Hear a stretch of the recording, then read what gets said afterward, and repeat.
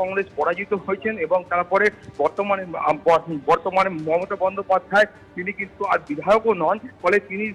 ভবানীপুর কেন্দ্রের শুভেন্দু অধিকারী যিনি বর্তমান মুখ্যমন্ত্রী তার কাছে পরাজিত হয়েছেন। তারপরে তিনি কিন্তু এখন ভোট পরবর্তী সন্ত্রাসের এই যে মামলা, সেই মামলায় উপস্থিত থাকার জন্য এসেছেন এবং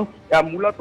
যে অভিযোগ এই মামলায় করা হয়েছে যে একাধিক জায়গায় দেখা গিয়েছে যে তৃণমূল কংগ্রেসের যে পার্টি অফিসগুলো ছিল সেই পার্টি অফিসগুলো কার্যত ভোটের ফল ঘোষণার সঙ্গে সঙ্গেই গুড়িয়ে দেওয়া হয়েছিল বলে তিনি অভিযোগ করছেন এবং তার পাশাপাশি তার অভিযোগ হলো যে বহু জায়গাতে তৃণমূলের নেতারা বা কর্মীরা তারা কিন্তু এখনো ঘর ছাড়া রয়েছেন, বহু জায়গায় আক্রমণ করা হচ্ছে বলে তারা অভিযোগ করছেন। ফলে এই সমস্ত অভিযোগের ভিত্তিতে তৃণমূল কংগ্রেসের তরফ থেকে যা যা বক্তব্য রয়েছে সেই বক্তব্যই কিন্তু এখন আইনজীবী মমতা বন্দ্যোপাধ্যায় তিনি কলকাতা হাইকোর্টে পেশ করবেন। ফলে বুঝতে পারছো যে শ্রীসঙ্গ বন্দ্যোপাধ্যায় যিনি শ্রীরামপুরের